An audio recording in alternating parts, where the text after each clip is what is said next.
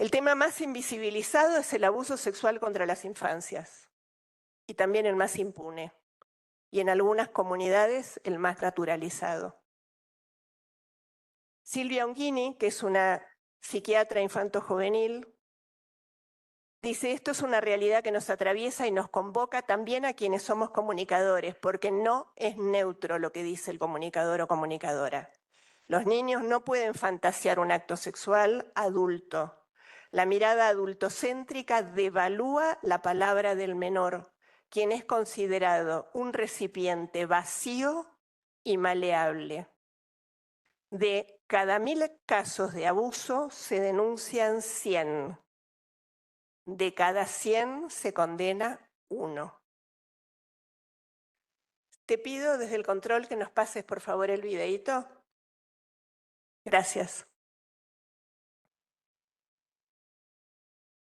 ¿Sabías que 1 de cada 5 mujeres y 1 de cada 13 varones fueron víctimas de abuso sexual en la infancia? ¿Sabías además que el 80% de los abusos son intrafamiliares y que los abusadores son en un 95% hombres? El abuso sexual en la infancia es una forma más de violencia de género. Es comparable a la tortura y está invisibilizado. Quienes descubren los abusos y llevan adelante el cuidado integral de las víctimas, en su gran mayoría son las madres. Mujeres que al denunciar se enfrentan con un sistema judicial visceralmente patriarcal que en vez de juzgar y condenar a los abusadores, las hostiga y silencia las voces de los niños y niñas víctimas.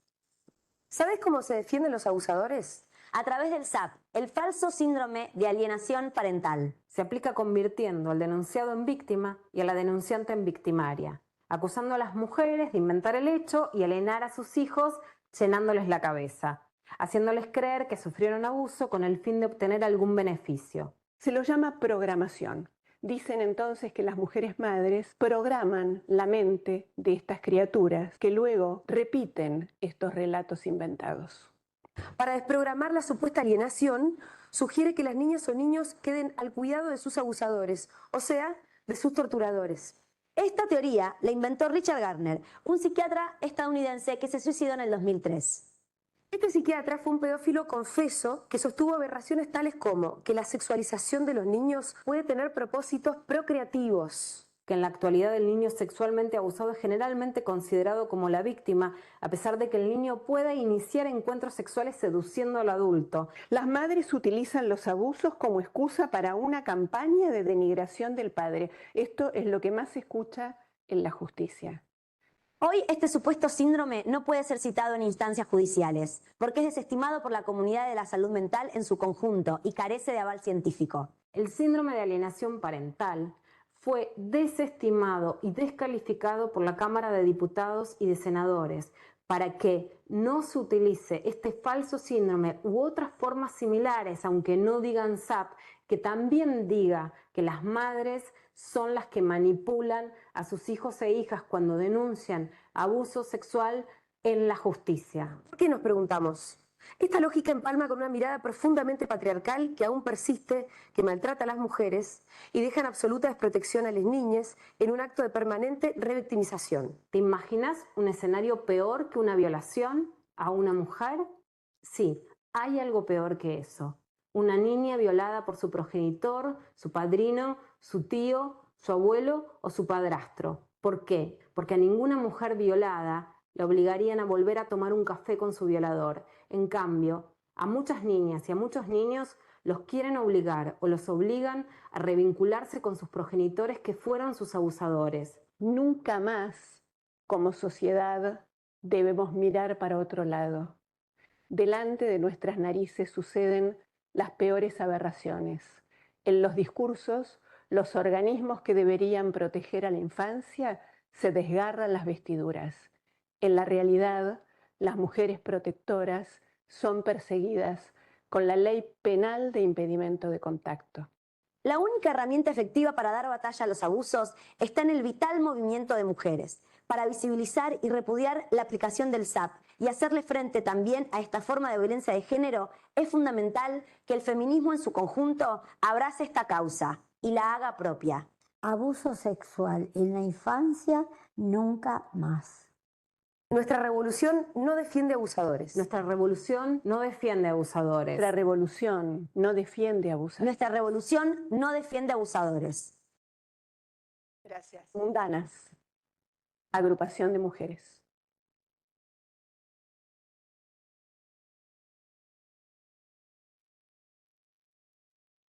Este video lo hizo Mundanas y todas las personas, ustedes no las conocen, pero todas las personas que aparecen son referentas, periodistas, investigadoras y por supuesto la muy querida Norita Cortiñas, madre de Plaza de Mayo, que lamentablemente murió. Se nos mueren las madres, ya están muy viejitas. Bueno, y seguirán vivas en todas y cada uno de nosotros. Los datos son en sí mismos una intervención. Hay juicios y hay prejuicios en relación a este tema, pero la falta de estadísticas de ninguna manera indican que el abuso no exista. Se habla mucho del tema de las denuncias falsas, parte de todo el esquema. Los datos acerca de las denuncias falsas son absolutamente ideológicos. Hay organizaciones no feministas como el propio INDEC que se ha dedicado a hacer una investigación, una organización, una ONG en la Argentina que se llama Chequeado, que investiga diferentes cuestiones, y también de La Vanguardia de Madrid, un dato del 17 de julio del 23, 0,01. En los últimos 12 del total de quiero decirles que la desestimación de las denuncias es un hecho frecuente en los sistemas judiciales. La mayoría de las mujeres no pueden sostener la ruta crítica ni pueden llegar hasta el final del laberinto judicial. Por lo tanto, se lee como denuncia falsa una denuncia que ha sido abandonada. Cualquiera que haya acompañado me refiero a poner el cuerpo a una mujer a hacer denuncias y a seguir la ruta crítica y el laberinto, debería saber que para nadie es tan sencillo denunciar simplemente para joder a su ex, ¿no? Se cae rapidito eso. Perdón.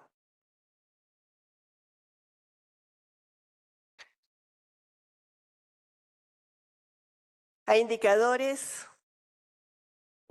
hay muchos. Hay muchísimas personas que trabajan con los indicadores de los niños, niñas, en situaciones de conflictos severos, de violencia severa y de abuso.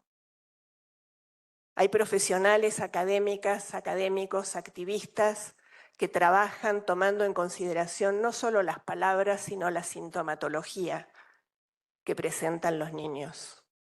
Pero resulta conmovedor el esfuerzo de muchas personas en sostener la familia clásica, suponiendo que no hay nada mejor para un niño o una niña que vivir con su mamá y su papá.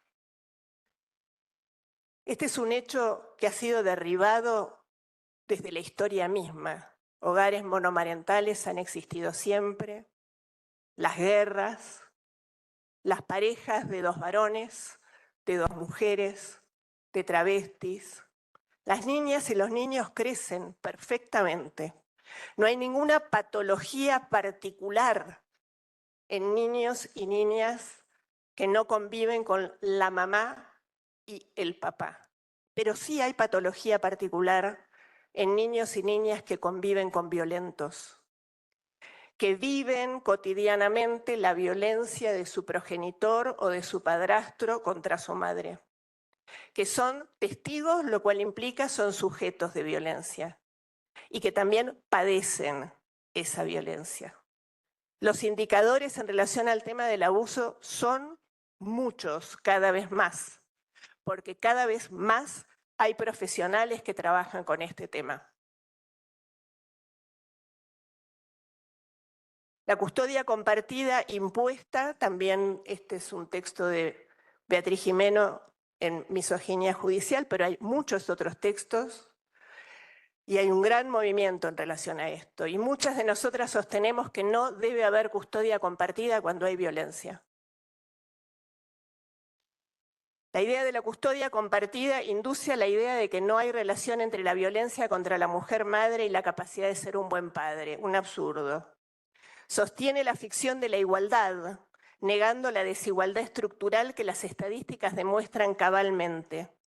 Niega la diferencia patrimonial y avala la ausencia del sostén económico. La custodia compartida viene buenísimo para que los varones dejen de pasar la cuota de alimentos. Varones a los cuales la crianza nunca les importó hasta el momento del divorcio, por ejemplo, y que entonces empiezan a hacer unos reclamos extrañísimos algunos. Enrique Stola suele decir que un varón que es un buen padre y que se ve sometido a los arbitrios caprichosos que pueden suceder y existir de una mujer, lo primero que va a hacer es evitar el dolor de su hijo. Evitar someterlo a situaciones judiciales que lo lastimen. Evitar tironearlo.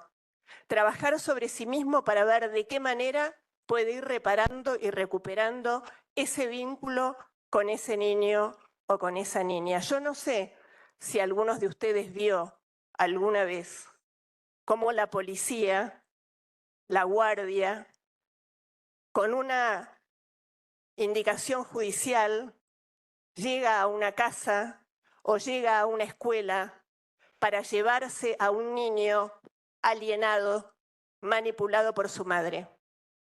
A los gritos. Las brasileñas lo llaman arrancamiento. Los arrancan.